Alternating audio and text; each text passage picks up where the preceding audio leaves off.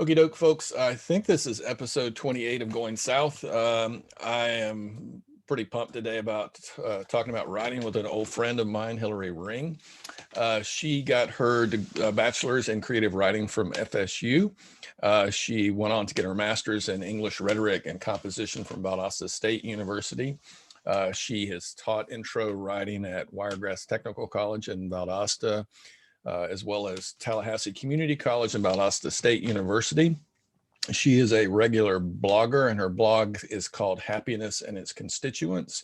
She's also a regular contributor to Funny Times. And so she's been kind enough to make time today to talk about writing as a woman, as a feminist, as a Southerner. So Hillary, thanks for coming on and chatting with me. I guess the silly, easy kind of jump off point is, when did you realize you were a writer? Well, when I was a kid, I was always a storyteller, and I really wouldn't actually write things down, but I spent a lot of time as a kid drawing pictures, and really I would draw people, and then they would have all these stories, and they were not deep, or they were kind of like Sweet Valley High type stories, but that was the whole point of drawing them, was to have the stories. And then I spent a ton of time as a child riding my bike around in circles in the driveway and just talking to myself. And it would be like dialogue and stories.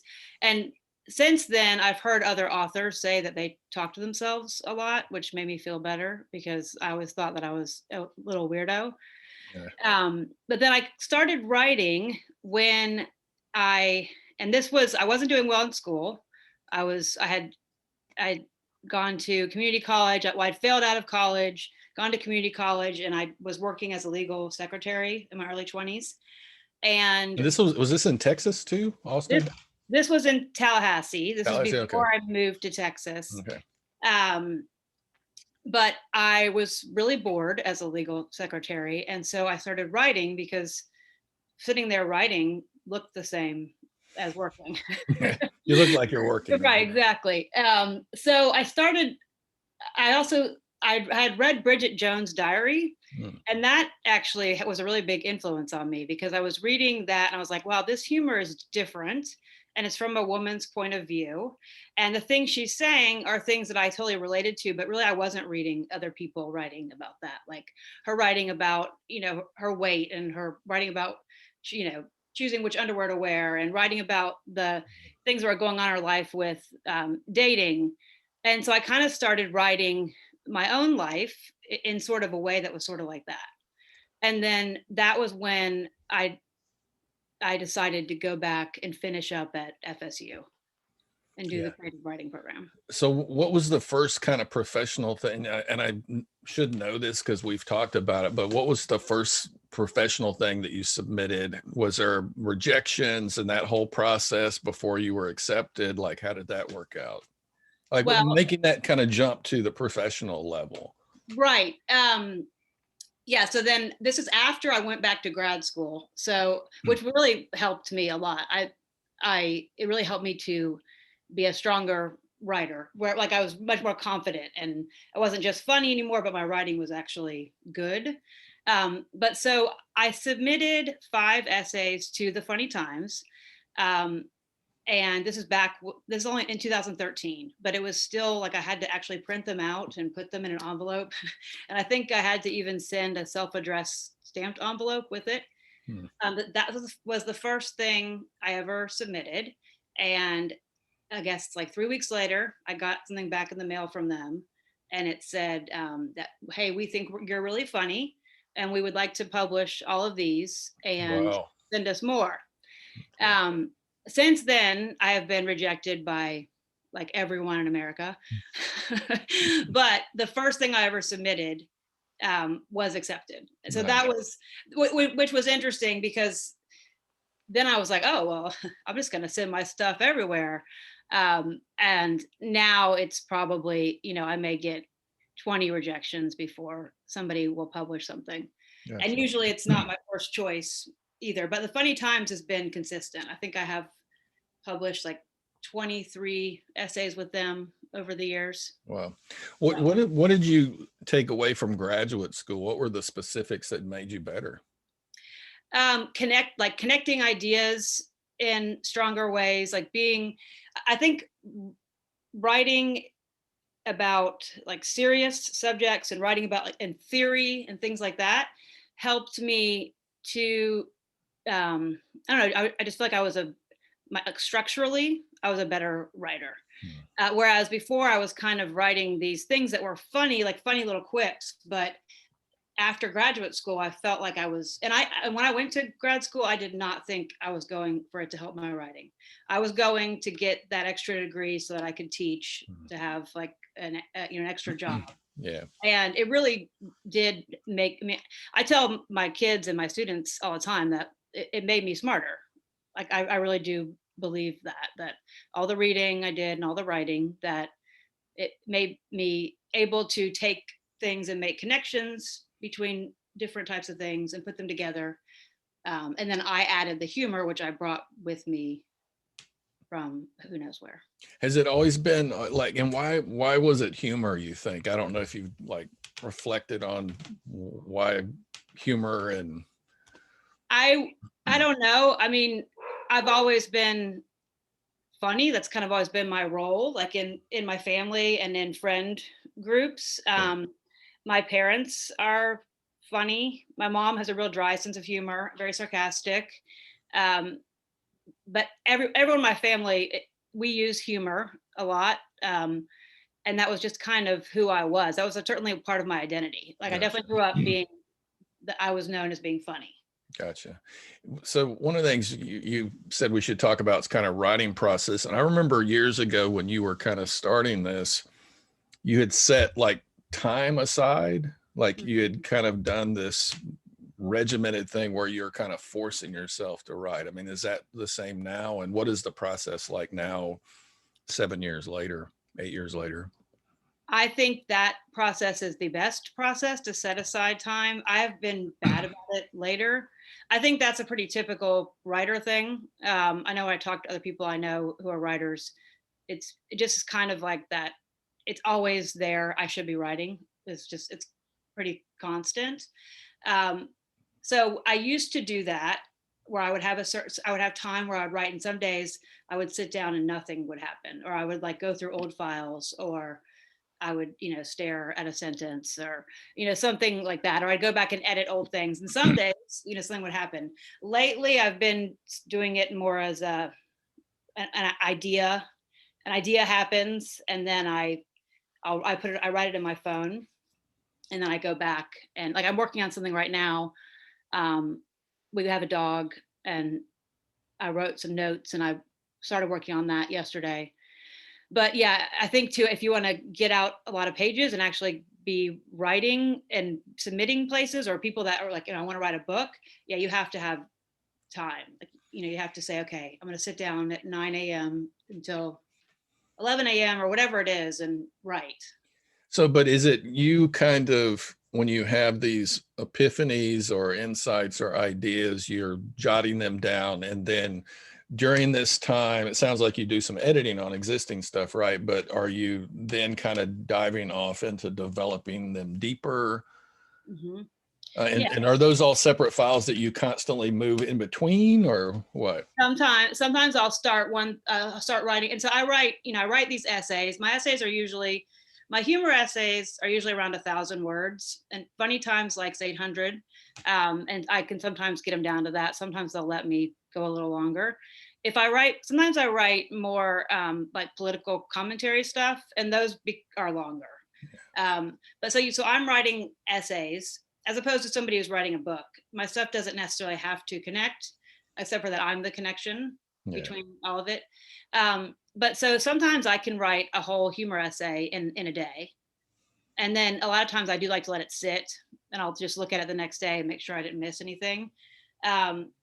But so, I mean, I could do one a day, but like, the idea is the hard part. What do I have to write about that's funny? What's going on in my life that is interesting, that connects with other people, but it's also not something that everyone else is saying. Did you ever struggle with like your right to write? Like, because I've met a lot of folks that feel like I don't really have anything to say, or who am I to say this? Was that Yeah, like that internal obstacle? I think you have to have some ego to think I'm going to write about what's going on in my life and people are going to want to read it. Yeah. I mean, and I guess I just do. I mean, there has to be a little bit of confidence there. Um, I think what I'm saying, even though I'm writing about myself, a lot of the comments I get are, oh, that I totally know, that Yeah. experience, or that's happened to me, or, oh my gosh, that's so funny. You know, it's the same way in our household, or something like that. Yeah. And that was really the first stuff I was publishing. And of course, it's kind of changed now. But when I first started publishing the stuff with Funny Times and on my blog, when I would, get more and more followers, I was writing about being a divorced mom with kids, and I was mostly writing about dating. And that was really not something that a lot of that people were seeing. And this, it's in 2013, which wasn't that long ago, but it really was a different perspective than what was out there from. There's a lot of writing by mothers, there's a lot of writing about dating, but that intersection, there was sort of a void there. And I think that's why I was able to get published in the Funny Times. Yeah. I remember that. I think that, I got a zillion questions about this because I read your notes to me, and is writing political, even humor, right? Yes. I mean, because I remember you getting grief on a job about essays, right? As you were teaching about writing on that job. Correct. Um, And as I was teaching material that was, uh, you know, quite complicated and like violent, and teaching. I was teaching American literature at that time, and that was interesting. That yeah, was, these things I'm teaching about, where people are being murdered or raped, or that it was so much more offensive to me, or a difficult subject than the funny things I was writing about. yeah. Or Well, no I one guess, getting yeah. hurt. Yeah, well, and then there's these questions, right? So it'd be interesting to talk a little bit about writing as a political act, writing as therapy, Hmm. because I just interviewed Derek Jensen a couple of days ago. He's an environmental writer who his first book he wrote about being raped by his father. Like, and as a man, like and he equated, like, because I asked him, so how did you like get from that place to where you are now? And he attributed a lot of his kind of healing to writing that book and Oh, putting it to paper. So there's writing as political, writing as therapy or catharsis. I think there's writing as resistance as well. And writing, I think what you've done is you've transgressed, to use Bell Hooks words, right? Like the things you've written about um, are transgressive against dominant culture in some ways. Does any of that make any sense? absolutely. I Yeah. mean, and like what you're talking about with your last interview, I mean, that's kind of, that kind of writing is doing all of those things at once, right? I mean, being political and therapeutic, at the same time. And my stuff is not serious, although some people think it's serious, but it really is not serious at all. But it, to me, is therapeutic. I write about it, and then it helps me make sense of it. I usually start, all of my writing with, like, sometimes with a problem, like, okay, this is something that's happening to me. Yeah. Like, even just for instance, writing about like online dating, like I'm so, and I actually don't do that anymore, but maybe that's how some of the writing may have helped me with that. But looking at, okay, I'm doing this thing and it's not working, so, and then I can sit down and write about it. That's definitely also political, because I'm writing about something that, even though it's obviously much more common now and much more accepted, as a mother who has kids, and talk about maybe going on a date, and not really, and being completely honest about what I'm doing, and that is political in the sense of, I'm a woman, and owning the fact that I'm a sexual being, and not hiding that, or trying to put a false claim of purity out there in the world, is certainly political. And then making it funny, um, I call my writing satire, is the word that I like to use, and I think that has political connotations built into it. Yeah. But I also think you're resisting actively kind of the silence that's these are all supposed to be kind of closeted subjects in a way, though. Like when you've written about divorce, when you've written about dating as a mom. Mm-hmm. I mean, I think there's reasons people haven't written about that stuff, right? That are part of dominant culture. I mean, is that Well, fair? yeah, I mean, I wrote an essay about buying a dildo, Hmm. and it was funny, and it really was not graphic at all. And people liked it. I got a lot of comments about it, and people making jokes, which was fine because I was making a joke about it. Yeah. Um, but yeah, that is not something that is resisting. Yes, absolutely. Yeah. And then it's also I have to be.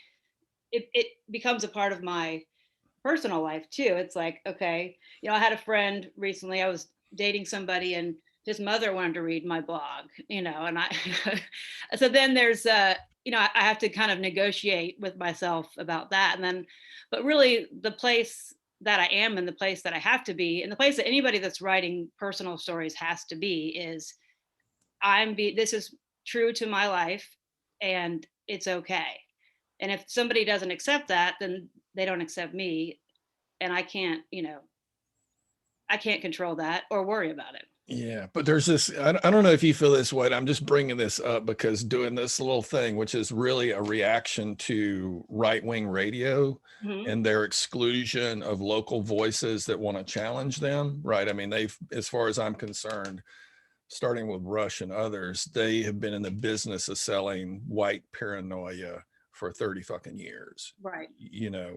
So this was a byproduct of those folks doing what they do and refusing to correct stuff and so forth. But this has forced me to, like, I'm just running my mouth with people, confront what it means to put your stuff out there, Right. right? Especially in a small Southern town. And it's And not not the same thing as writing, but all of a sudden you're incredibly vulnerable. And as a woman, it's a whole different bag of problems, right? right. I mean, yeah, not being controlled by those conservative Right. voices it's empowering. Right. To me, it is. That's probably part of why I do it. That may be sometimes when I do things that factor of okay, this is pushing the limits is part of why I'm doing it. Yeah. And I will some of the stuff that I write, I kind of feel like it aligns a little bit more with like what stand-up comedians are doing. Yeah. And a lot of times when I listen to people talk about their methods, for that, In terms of like writing bits and and developing an act. and about yourself and what you're willing Yeah. to put out there. And it's just interesting listening to women comics. I often feel like I connect with what they're describing.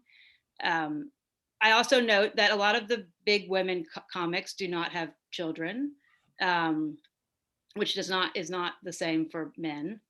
If you think about like Chelsea Handler, Tiffany Haddish, Amy Schumer just had a baby, but she Right. hasn't really, you know, done much since then. Because there's also different standards for women, and then women with children as far as what is acceptable. Is it acceptable for me to talk about um, as a mother, like is it acceptable for me to talk about like, drinking or drugs or things like that, or even sex once I have Right. kids and I'm at this role of mother. Um, so those are all things that I have to think about. Well, I guess I'm asking because one of the things as a white male with a lot of privilege, right? Like this has made me painfully aware of how much stifling there is in this culture Mm-hmm. that I kind of knew theoretically, but in terms of speaking publicly in this format, it really, I don't even know how to say it, really made it painfully evident that okay, there's going to be consequences Absolutely. I mean, that that I kind of yeah, theoretically knew, but I didn't feel because I wasn't doing and saying certain things. Does that make sense? yes, absolutely. And I mean, I've experienced that. I've even experienced that with, like Facebook posts with even in personal relationships where, oh, so and so saw that post and now, um, you can't go to their house anymore. I mean, I've had that actually happen to Yeah. me. So because I'm in Tallahassee, but it's still, we are technically, a blue county, but it's still very conservative here. Yeah. Um, Well, right. and your risks are so much higher having custody of children, right? Mhm. Like, I mean, Sure. um, That's where I draw the line. I think that's why, I'm not afraid to write about sex or, buying a dildo, because those are not illegal things. Those are not right, things that will affect the custody of my children. right, And if they did, that would be a fight that, yeah. uh, I just, So like, can I ask about that? Because do you think your writing will change once they're legal adults? Like, is there, because that if that's still kind of in the framework, right? sure. I I've never mean, thought of that actually. Perhaps, yes. Right now, they don't read my stuff, so I don't know. It could go either way. That I've never thought about that, but maybe. I mean, I'm not going to write about, an essay about driving down the road, chugging a bottle of champagne or something right now. So things like that are things that maybe I actually wouldn't write about. But yes, so I could see that it would change when they were older. well, that or is because you just said it, there's that line that's always present that's going to affect your current voice. And I guess our voice is going to change over time anyway. I mean, I feel like I care a lot less about what people think now as someone pushing 60 than I did, So I guess there's kind of always change built in how we see and speak about the world that we encounter. But I was just thinking about that because that does seem like something you still have to contend with. Right. And that's a really, like I said, it's a good question. I hadn't considered that. Although I have noticed that my writing has changed, as they get older. Yeah. I have a high schooler and a middle schooler now. Um, I'm not home with toddlers, and that is different. Yeah. You know. Well, and can you say something? Because you had this great Nabokov quote that I had never heard before, but I really loved it. And kind of to sum it up, is that writing is the act of writing is often challenging other people's versions of you. Mhm. Like, what can you just tell folks what that means? Like, because I thought it was pretty profound. Yes. Well, so that's from the afterword of Lolita, Hmm. and he has this quote about where I don't think it's even real, but it's just him uh, suggesting that a chimp draws his self-portrait, and then he It's says, kind of pressed to do it too, right? right, and then in the portrait that he draws, it says you can see the bars of the poor creature's cage, and so I thought about that as the idea that, when you, because that's really the whole point of Alita, is looking through this narrator who's a mess, but when you look through someone else's eyes, that sometimes you don't really like what you see, but that can really be interesting art. um, and so I've written about that, and I also use like Frida Kahlo as another example, that some of her artwork, when you're seeing her self-portraits, especially when you see how someone views themselves, it can make you uncomfortable, especially if you have a personal relationship with. Sometimes when I'm writing, I'm much more concerned about what my mom will think, for instance, than I am about the rest of the world, or about my employer, or about anyone else. I've had certain boyfriends that do not like it. Um, I've had some that don't, care or find it really, that are interested in it or Yeah. proud.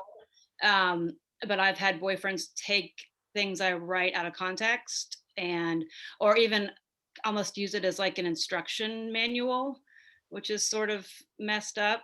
Or take things that I've written that are jokes and apply them to real life situations. But yeah, I mean, if somebody has an idea of how I should be, and then I'm writing, and I'm writing in a way that is maybe, I mean, my writing is not vulgar by any means. It's just, if I'm dating somebody and then I'm writing about maybe something that happened in my past, that can make people uncomfortable.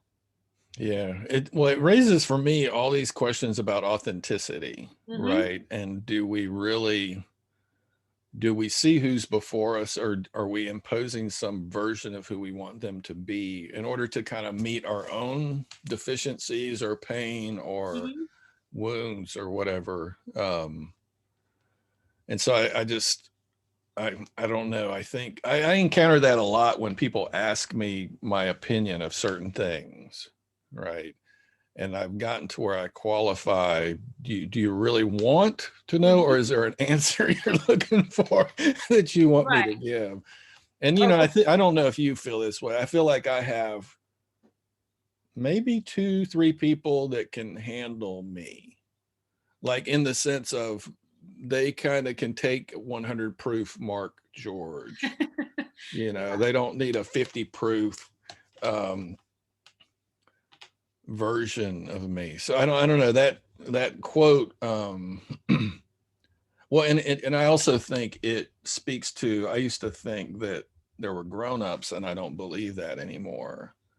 I used to thought there were these mythical, and I think there are a handful of wise elders, but these folks that did have a sense of self that wasn't threatened by others' well-being and success, and people who had healed through or over their life wounds, if that makes any sense. And People I that just, rarely meet yeah. those folks. No, like people that just really have their shit together, kind Yeah, of. Yeah, yeah, no, I don't have many of those in my life. yeah, I certainly would never put myself in that category. yeah. And neither would I. I think that should be an aspiration to some degree. But I want to come back to something you said earlier, because I'm not sure if like writing is egotistical, or you got to have an ego, because I think in some ways it's also about connection, though, right? I Yes. mean, like, I don't care if someone wouldn't talk to me on this podcast because I don't have enough followers, but I Mhm. don't, that's not what this is about. Right. This isn't about being a presence on the web or a create. Like, I just live in a place where I want to have interesting conversations with people, and this is a means to do it. Right. But, Well, um, right. And really, one of the things I do like, I and mean, connect and yeah, connect. I mean, complete honesty, I really like the feedback. I mean, when I write something, I really like, waiting to see what the response is. So Yeah. that is certainly connection, or, you could even be needing approval. Yeah. But I do think I have to like myself enough to want to write about myself. I, Yeah. so I, there is something there with that. I Yeah. like writing about myself. Yeah. Well, I mean, I get when I've read your stuff, though, I do feel like, and I've made other stuff like little movies, and to me, they're messages in a bottle. They're like, I'm going to throw this damn thing out there and see if anybody like responds, Right. Yes. you I know? feel that way too. Yeah. And Yes. and when you get somebody who, like, the cool thing about this is that I've gotten responses where people, because my thing is I want to talk with everybody. I'm not interested in changing anybody's mind, but it's about creating a format where other people think about things that might change their minds. And there have Yes. been a few folks that have said, hey, I enjoyed this conversation y'all had. I've never thought of that way. I really appreciated it. And that's like, cool. That's, you know Right. Well, and it's a much needed, I think the conversations you're having are much needed, especially in the South and South Georgia. Um, That's it's, had to happen to you too. I mean, writing as a single mom, raising kids and dating, right? Like, right. I'm sure other folks have reached out to you and connected. Yes, absolutely. Yeah. Yes. Well, and there's a word you haven't used yet. Is this feminist writing? I think it is. I think so. When I first started writing, I didn't know that's what I was doing. Yeah. Although looking back at some of the earliest things I published were pretty feminist, and I was going through a divorce. Like I started writing before I was divorced, and then I got my first stuff published like in the crux of right when the divorce was happening, Yeah. and that stuff really was sort of me declaring myself as an independent woman, for sure. Although I don't think I knew that's what I was doing at the time. Yeah.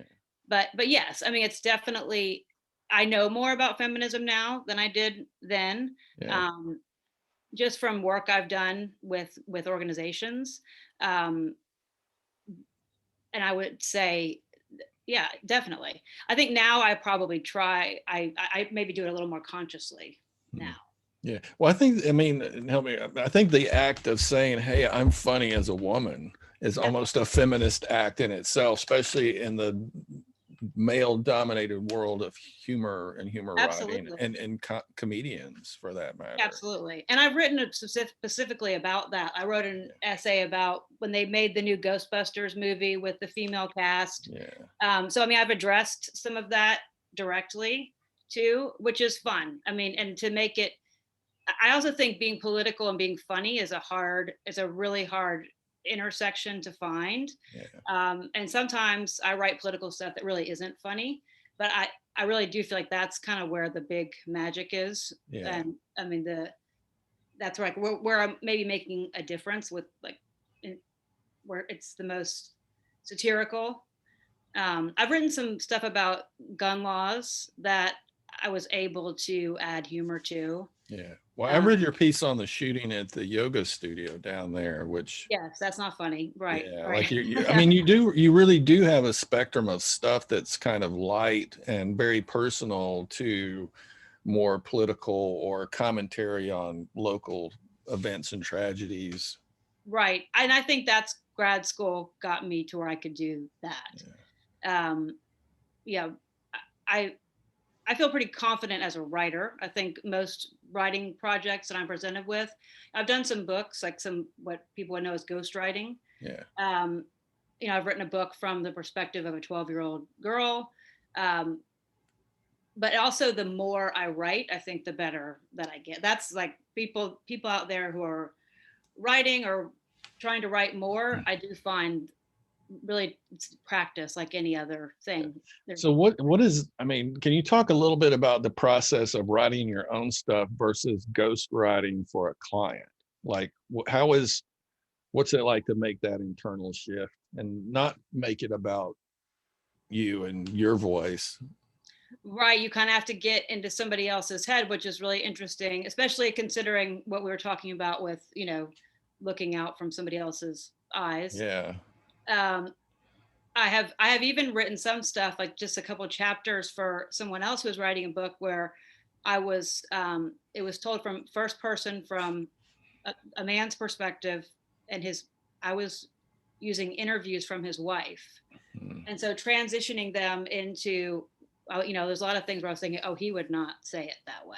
The things that she was describing about it was about their business and growing this business. But, you know, having to think about what somebody else would say and what their perspective is. Writing the book from a 12-year-old girl's perspective wasn't as hard, I mean, for me. But I had to You've been a 12-year-old girl. I've been a 12-year-old girl, right? Yeah. And that wasn't as hard. I used some of my own experience, my own feelings, and put them into her experiences. And I'm just meeting with her and trying to connect with people. I think that's the biggest part about doing that. When you ghostwrite, do you spend time with the client, like, and kind of get to know them? Yes, I do interviews and record them. And so that helps. So then I'm actually listening to their voice and then making it into a narrative. Gotcha. Yeah. Is that I mean, because I am an egotistical person, like, what's it like to write something for somebody else and send it out in the world knowing that you did the writing? It's hard. Yeah, you have to. What helps me was remembering that every time you see an interview with somebody on TV, like Kim Kardashian or The Art of the Deal. I mean, I remember, like, they didn't write that book. Trump didn't write that book. Um, and they go on television and talk about how they wrote this book.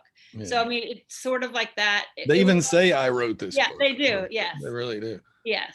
So I mean, that's, for me, that was actually something that made me realize, okay, I've got to be writing my own stuff, because putting books out is something I really like to do, but I would really like for it to be, it's more rewarding when it's my own stuff.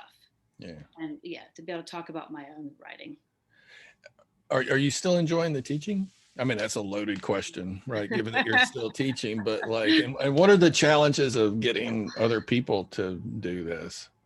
I'm online right now, which I'm finding challenging as far as connecting with students. I would say in normal times, I still find joy in standing there with a student and looking at their paper. Or one thing I'm really good at as a teacher is, maybe someone's supposed to write a memoir, like write about, one little thing that happened in your life. And like, I don't have anything to write about. And they're just kind of sitting there and be like, well, where are you from? Are your parents still together? Where'd your mom grow up? Or, what did you like? What's your favorite thing to do when you were a kid? And they start to kind of talk and then like, oh, well, it was one time. And then, going from that process to getting them to a whole story, I still find really rewarding. Yeah, Um, but online, it feels a little robotic and, yeah, lacks kind of connection. sterile. Yes. Yeah. Well, I'm sure, I don't know about you, like just teaching about controversial issues in the social sciences. I mean, do you still, because I would regularly have somebody that just tells you some heartbreaking human experience that they're carrying. I mean, and I guess especially getting people to write and be introspective, right? That's Right. probably common. It is very, and teaching at a community college, and then just in South Georgia, I I find there's a lot of stories that are really heartbreaking. In TCC, I have students from all over the state, and I grew up in Florida, and a lot of times I didn't maybe realize that people were living, right next to me in these conditions. Yeah. I find that I have to create an environment in the classroom that makes people comfortable. And I spend like the first couple weeks making them comfortable with each other. We do a lot of things where they get to know each other, and I make them very comfortable with me. And that helps them write stories that I think a lot of them haven't written before. Um, there's, a lot of tragedies, a lot of death, a lot of arrests, a lot of sexual assault that is happening. And then you look around at these kids walking around, well, students, young adults walking around these halls and realizing all this baggage that they're carrying with them, and it also changes my relationship to them as a teacher. That um, I really care about them, and I think they get that, and that makes the class rewarding for them. And then I think they write better stuff. Yeah, I always found it like if I was vulnerable, they would be vulnerable. Yes. Like, but it's a dicey, thing to traverse in terms of keeping it professional versus personal. And do you know what I mean? Oh, absolutely. That's a fine line. Yeah, Yes. yeah, And it's different kind of with every class sometimes. I feel yeah, like there's some classes where I can, be a little bit more vulnerable, in some classes where I kind of never really break the yeah, professional facade. yeah. But Yeah, I I think, barely have one. I barely have a professional facade, but yeah, no, but little one what thin one I do have. yeah. Yeah, I was going to switch a little bit. Like, I was thinking about the South and all the writers the South has produced, ranging from Black feminist folks, Zora Neale Hurston, right, like Flannery O'Connor. I mean, even women writers. Like, what's up with us in the South? Is it the oppression? Has writing always been this way to push back on the madness of patriarchy, white supremacy, Southern oppression, homophobia? Go down a list, right? I mean, Right. I don't know, but it could be. It's also like I think about connecting that also to like all the British women writers, like that were kind of also doing the same thing. It's like, why are there so many women at that time? yeah, I think in the South, and again, like saying there's things that I might not say out loud. Like, if I go to a party, um, there are things that I might not share. And if somebody brought up something controversial, I may not speak up about it, um, because I live in the South and that's sort of the way that I was raised. But I can write about it. yeah, And I've written about, kind of mocking the idea of people coming to the door and asking what church you go to, and and then I'm doing that in response to maybe not really being able to talk about that in certain settings, and to still be accepted. Yeah. And especially since I have children, I can't go into a PTA meeting and, maybe talk openly about my lack of religious beliefs and, um, piss off the people that my kids go to school with, Yeah. things like that. But I can write about it because I see that as that's my job, and I feel more free to do that. Yeah. Yeah, I mean, I think it could be pushing back in a way that, I also feel like there's a difference in me running my mouth and me putting out this crafted essay. I think are very different things. Yeah, I think one's kind of a reaction in my life versus a response, Right. that's thought out and sat with. And I feel confident to stand behind and Mhm. defend. Yeah, Whereas, sometimes if I, maybe more quiet in other situations where I'm speaking out loud without, have the ability to edit and look at what I have done before I put it out there. And then once I do, then I stand behind what I said. yeah. I'm such a dolt. It was only recently, probably in the last 10 years, where I realized fiction was a means to speak the unspeakable. Hmm. Hmm. It was really, and I'm not a sci-fi guy, but like how sci-fi and other genres are used as cultural criticism, like Octavia Butler's work. Right. She's one of the few Black science fiction writers, female, Yes. Yes. which was such a commentary of things that are happening now. Like, but I don't. I just never made that connection for some reason. Right. Literature was a way to come at social taboos, social commentary, because it's fiction, right? Right. Exactly. Yeah. Um, and I think, fiction writing is, yeah, still from the author. There's still science fiction is interesting to me because it's like something that is not real, but we're still basing it on everything that in our Yeah, world that is real. And right. so, right, so fiction writing. So if you're writing, about, um, you know, the experiences, like negative experiences in our history, and you're doing it through a fictional story, I think can be a really powerful thing to do. Yeah. That's why I love American lit. I mean, I think, you can look at these stories and we can talk about, okay, well, this is a fictional story, but this is real. Yeah. What it really raises the question of, is there such thing as fiction? Like, at its core, right? If it's based or drawn from real life. Right. Well, I wrote my thesis about the fine line between fiction and nonfiction, but I was kind of looking at it from the other way. I don't Mhm. know if there's necessarily such a thing as Non, nonfiction. yeah, yeah, yeah, yeah, So, right. Well, and we draw this binary. I think there's also probably more nuance than that. Even looking at like library systems, it's your fiction or your nonfiction, and you walk in there and pull books from both sides, and yeah, it is like you may pull The Color Purple, and then you pull something from nonfiction that's really made somebody's memories that who yeah. knows A how true they biography. are. Yeah, Right, right. Yeah. yeah.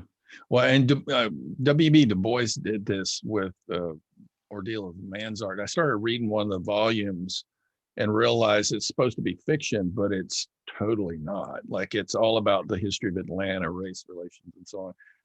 One of the things I think we're talking about that's on my mind a whole lot lately, especially with Rush Limbaugh dying a couple of days ago, and we're really talking about speech, right? Right. And the idea of free speech. And it seems to me like I don't know if you know this, we're in this little struggle with the local mayor here who said just really incredibly offensive and inflammatory things about the Democratic voting effort here, and claimed people were, paid to vote and cash your checks at the liquor store.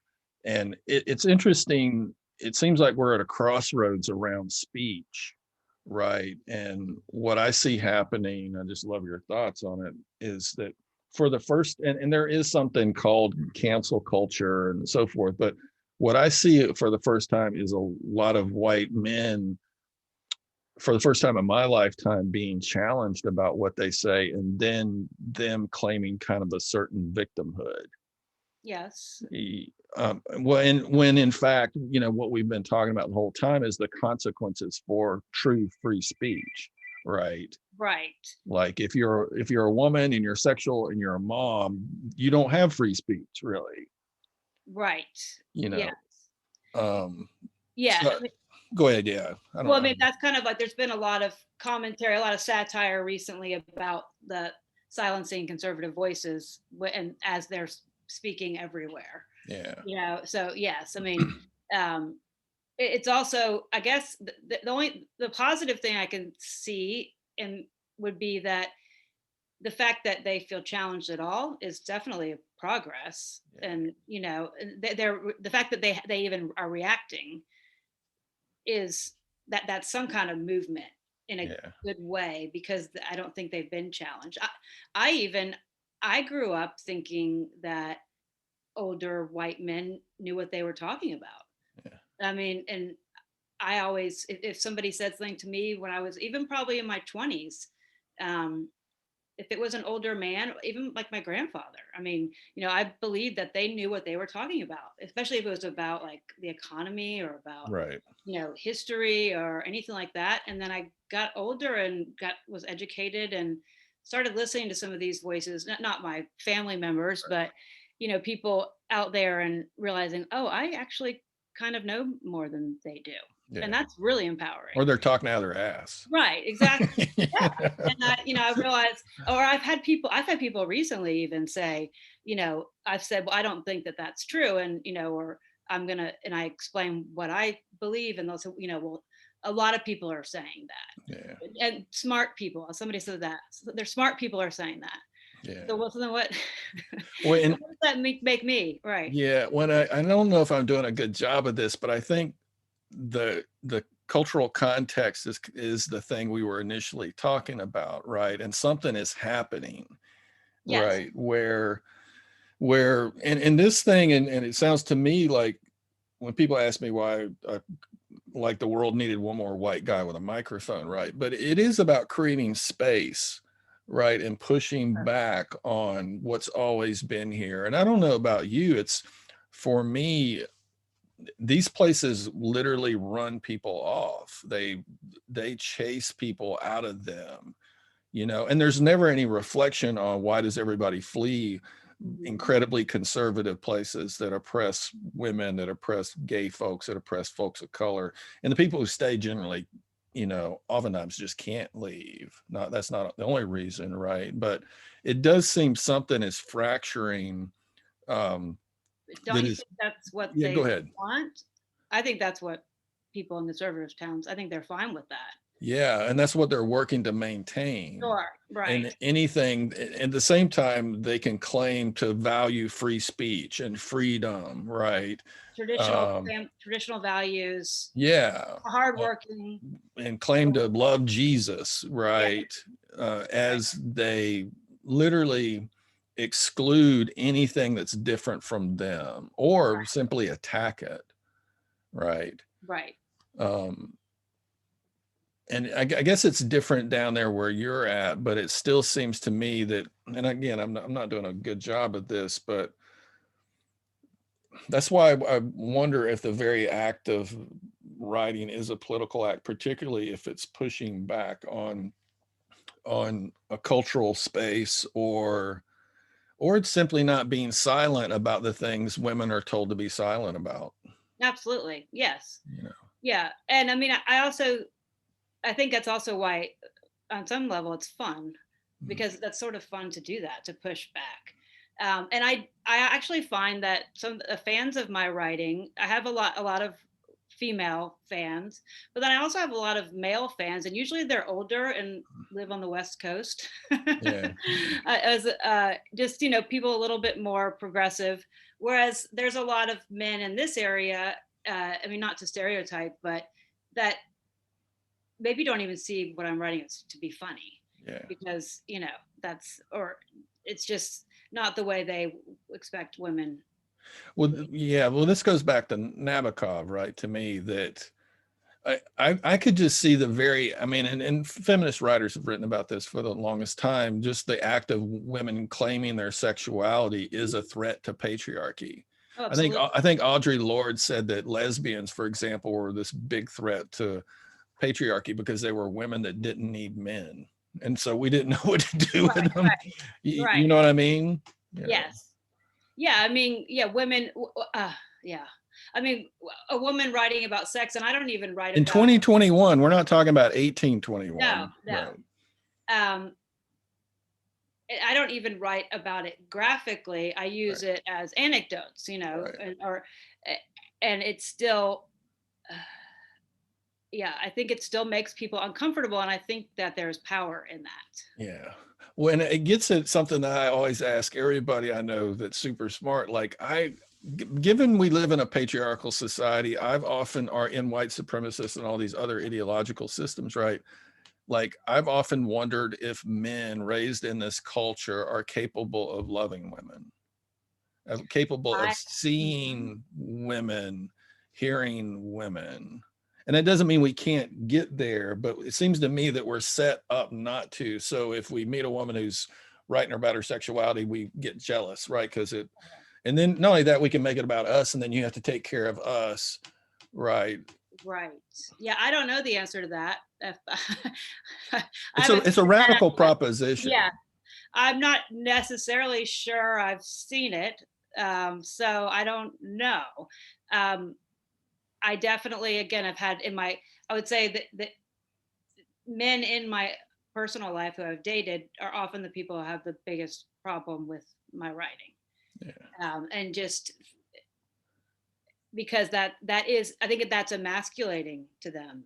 If they're reading, even, let's say I'm dating somebody, I dated somebody not that long ago, and going back and reading things I'd written, not only had they were experiences from previously, but I'd written them Yeah. before I wrote them before I even knew him, and still being threatened By by them. them. Yeah. Yes, and that is not flattering to him. I mean, it doesn't make me like him more, Yeah. Well, but yeah. it's a problem. Yes. Yeah, when I used to teach courses on sexuality, I mean, this is kind of connected to the number conversation that Hmm. for straight folks, right, men never wanted to partner up with a woman who had more sexual partners than they did.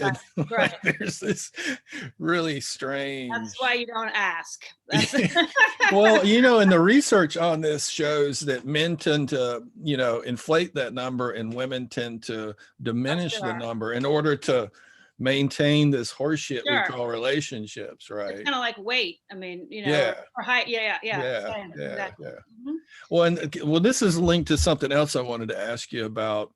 Having known you for a long time, like, how do you um,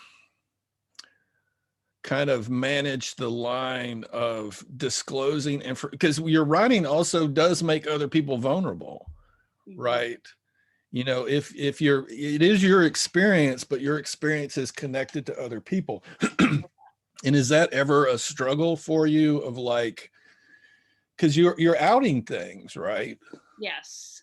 And I don't mean that in a way to silence you or anything, but like I've thought about writing stories, that are based on people I know, but it would be hard to keep it in a way where they wouldn't be identified. It's kind of an ethical issue, right? Like in, Right. kind of confidentiality, anonymity. Like, how does that factor in for you? Is it a struggle or? Yes, absolutely. Well, and you know, David Sedaris talks about that a lot because he writes about his family and talks about that then they become characters, which Hmm. is can be really complicated then when you show up for, Thanksgiving dinner. Yeah. I don't write much about my family. I write about my kids, and actually I just put something about my mom in recently, and it actually kind of made me a little nervous. Hmm. But when I write about dating, I am generally anonymous to where that person would know, but nobody else would. Yeah. Maybe a close friend of mine Yeah. Yeah. who knew that scenario. Right. Um, I have had people ask me not to write about them, Hmm. um, and I don't know if that's something they can ask. I don't know. I mean, it's Yeah, something that, yeah, like we're never really writing just about ourselves, I no, guess. It's right. right, We're writing about right. our world. Yeah. Right. I mean, I certainly don't name names, that's for sure. Yeah. Um, and but I do feel like that's my right. Yeah. I I consider myself a kind, generous person, Yeah. so I feel pretty comfortable in my ability to navigate that. Yeah. But I do also feel like if you don't want something known about you out there, then maybe you shouldn't do that. I don't know. I mean, if Yeah. there's it's on Yeah. some level, as far as especially because I'm not talking about deep, super details, but Yeah. experiences that were probably in public anyway. Yeah. I don't know. Yeah. Well, that this thing with the mayors, what's funny is that, he says he literally broadcasts these comments on his radio station as if they're like private speech, you know. So I don't want to make it about that, but well, let me ask you the other thing. I mean, as a feminist, one of the things you have written about is in a real vulnerable sense, right, of being alone, Hmm. right, and wanting companionship. Has that been a challenge as a feminist? Do you know what I mean? Like, but Yes. because you're not supposed to admit certain things. Well, and Right. that's not fair. But you know what I'm saying? No, I like writing about that because I think it is sort of out of the box in the sense of no, you are not supposed to write. You as a woman, and I think this is the way we raise people in general in this country is. I tell my students this all the time. It's like you're taught to go out and have a career, and love is supposed to just happen. Right. But if anyone names the things they want, in their life or their future, people usually name, I want to have a good partner and I want Yeah. to have a good career. But we're not supposed to look for those things. So I Or have say, or even say we want them out loud. yeah, you're not supposed to like as a woman saying I want a boyfriend is like you might as well, say you Yeah. want to eat babies. I mean, Yeah. it's that you're not supposed to say that. So I've written about that and I enjoyed writing about it because that's honest. Yeah. It's also something that changes throughout, you know, times in my life. Um, I'm single right now and kind of enjoying that, but I feel more comfortable now um, with my life and what I'm doing, and it is sort of there is sort of a kind of there's waves, Yeah. yeah. But I kind of wish people talked about that more. That was one of the reasons why I hated online dating because it was like, you know, I would be honest about what I wanted, and most people were not, Yeah. or I don't know what people. I don't know what people are doing on there. I could not possibly. Yeah. Well, I mean, it seemed to me because I've done it too long, long time ago, right? Like I remember living in Atlanta right after I got divorced, and me. This is back when it was like Yahoo Personals or something. This is pre Match and all the others that popped up. But this is, around the time of MySpace. I don't know if you remember Mhm. MySpace, right? Yes. But, Yes. showing up to have coffee with somebody and they didn't look anything like the picture, right? Right. And I was like, wow, this is this way of us to pretend on a new level, Right. you Well, know? it's still that way. I mean, Yeah. I'm trying to think the last Well, and time. I think so much of social media is that, right? It's a Yes. performance, Yes. right? Um, the men are, yeah. Yes. It's interesting. I mean, I've had some positive experiences. Like Yeah. I dated somebody for 3 years. I met online. Yeah. I've had some people I've made friends, but I would say Yeah. most of the time it's not a feminist space. I'll tell you that. Yeah. Bumble is the one that's supposed to be more feminist because the woman has to message first. But then I Right. was like, well, that just means we're doing more of the work, which doesn't feel very feminist to Yeah. me. I mean, it's kind of like you said, like the emotional taking care of. Um, so yeah, I mean, I feel like online dating is a pretty patriarchal system. Model. Yeah. Yeah. When it also just, and maybe this is just because I'm getting old, but like it takes a long time to get to know somebody, Right. Yeah. if we even can, Right. right? You know, You think you can get to know somebody over two texts? Yeah. Few texts and coffee. That's all it takes. Yeah. It really, really does. Well, and then, that question I asked earlier about our capacity in these kind of systems where we've been set up to not see other people as, I don't even think we see ourselves as fully human, like in capitalism, right? Like I don't think capitalism would really work if we loved ourselves. Right. Well, it's like right when the quarantine happened. I mean, in March, when really everything was just shut down, um, I really enjoyed myself. Mm. Like I was, it was almost like, okay, nobody's doing anything. I didn't feel like I had to keep up with Yeah. anyone, or I didn't feel like I had to keep up as far as a parent or in my career or socializing. I didn't Yeah. have to, and I didn't get invited anywhere, but nobody else did either.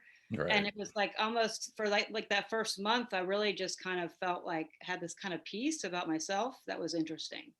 And I That's really, surprising because you're way more social than I am. yeah, Like well, I think I'm very social. And so I think that was interesting too, because I wasn't being social. And I had this little routine. I mean, I was doing a lot of phone calls maybe, but I had a little routine where it was just me. And it was the kids and I did not have a partner then. yeah. And just, I don't know, I kind of felt, I was like, oh, I'm happy with just me. And that was powerful. Yeah. Yeah, I haven't felt the pandemic other than, the political statement of being out in the world and wearing a mask. Right, right, It right. didn't really disrupt my kind of routine a whole lot, but yeah. Yeah. The only part that was the hardest part for us was school. I mean, I think I think I think we'll see repercussions from the kids, and my kids are even back in regular school now, but one of mine was out for 10 months, I guess, or from March, and then didn't go back until after Christmas. And socially, she's got a lot of catching up to do, and I know she's not alone. When she's also kind of at a precarious Yeah, age yeah. too, right? Like, It's also interesting. We told kids school is not the most important thing, which, and meaning people's health and safety was more yeah, important, but I was never told that.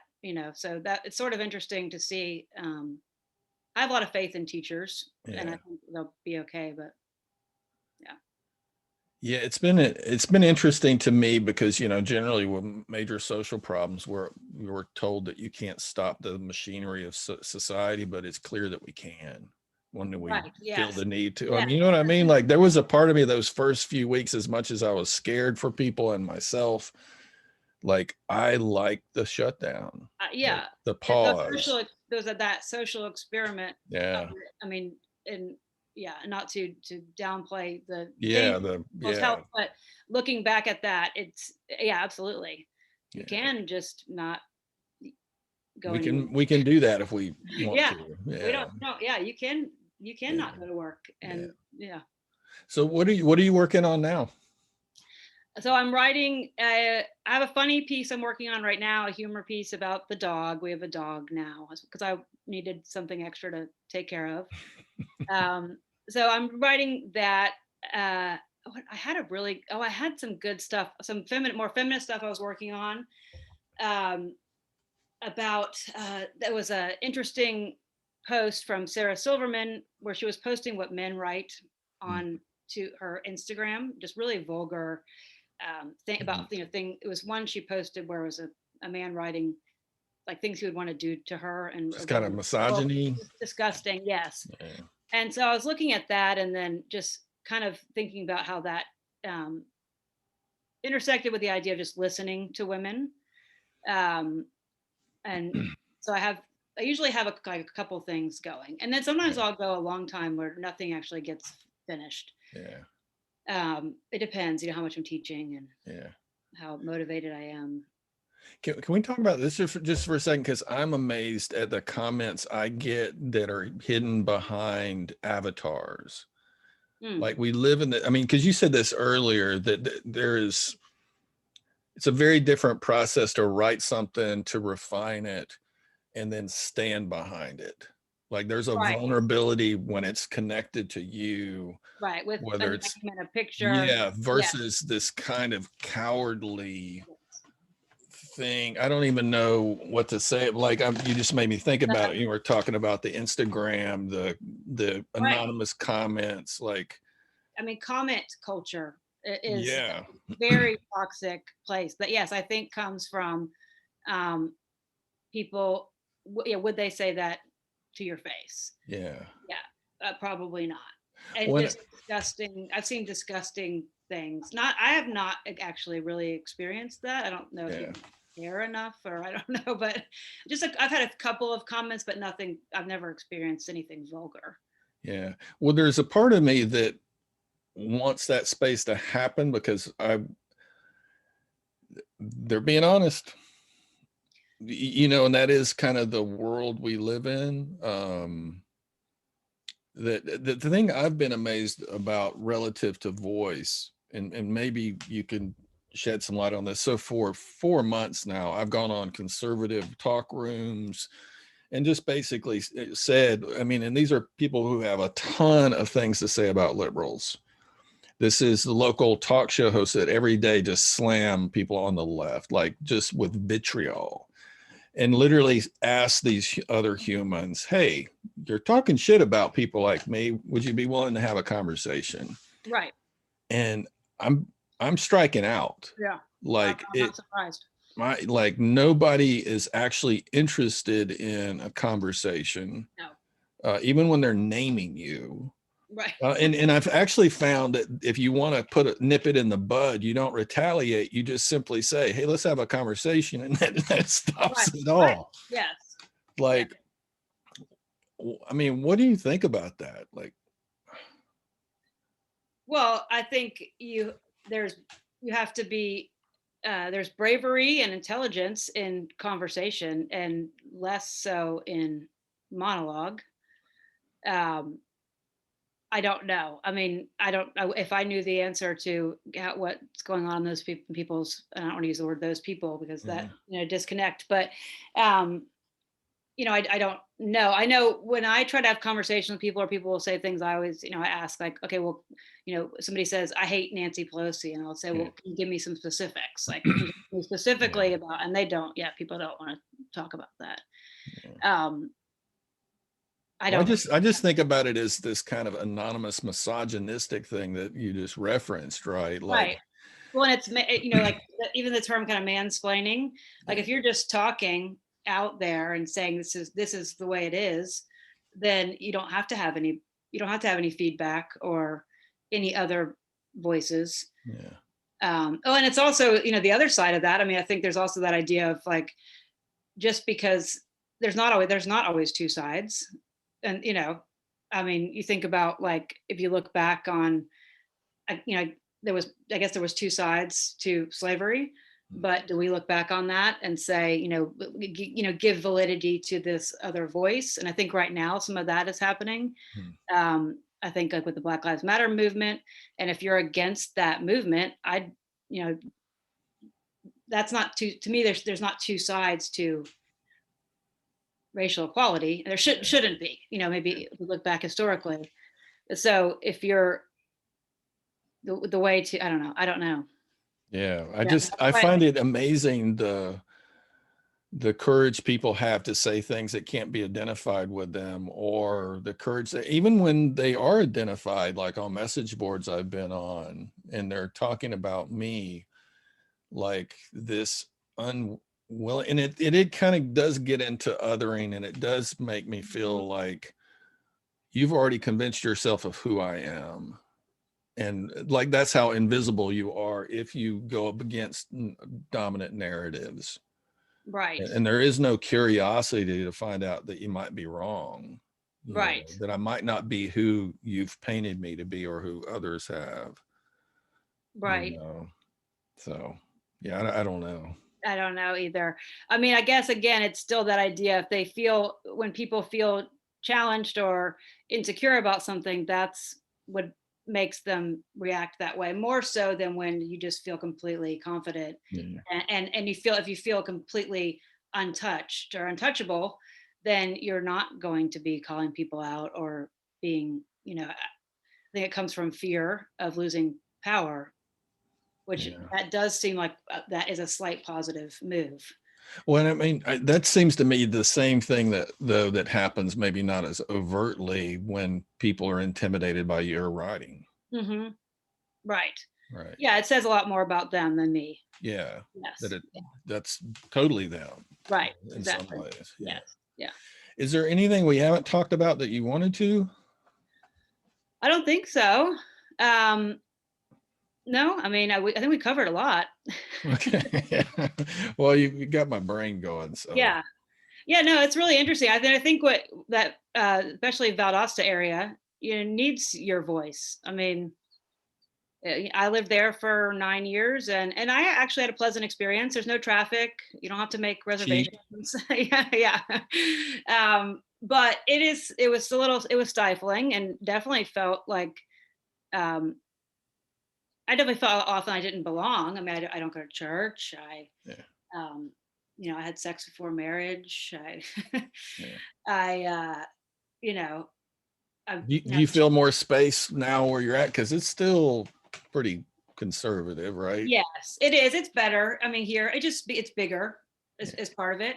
Um, Is the and social part of it a big factor though too? Having more people that are more having, liberal? yes, absolutely. And I'm from here. I know, I know a lot of people, and I know, where the good spaces are, and I surround myself with people that are really, smart, and I've conservative friends, but because we've known each other for a long time, it it works in a way that's really nice. And Yeah. a lot of times it's interesting. I have a very conservative friend, and sometimes we'll get into these conversations, and but really when it comes down to it, we both want the same things for our families.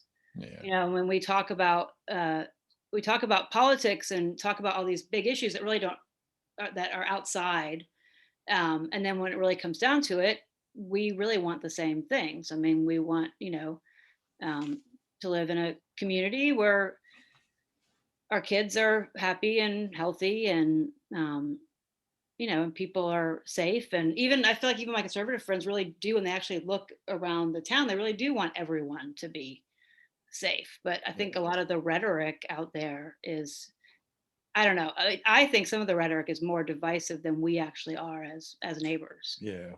Yeah. I think you're right. Well, and the press hasn't helped that, right? It's pretty lucrative to cater to one camp Right. or the Yes. Yeah. other. So It's really defining things for people. It's like I hate the State of the Union, when they give the president gives the State of the Union speech, and then right afterwards, like yeah. immediately afterwards, somebody comes on and tells you what just happened, and really, Right.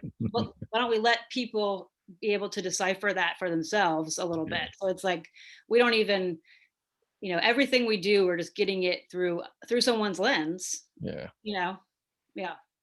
I hear you. Well, thanks for doing this today. I look forward to reading your upcoming stuff. Yes, thank you. Well, Yeah. thank you for having me. This was really fun. Anytime. Yeah. I'm gonna stop it and we can continue to chat. Okay.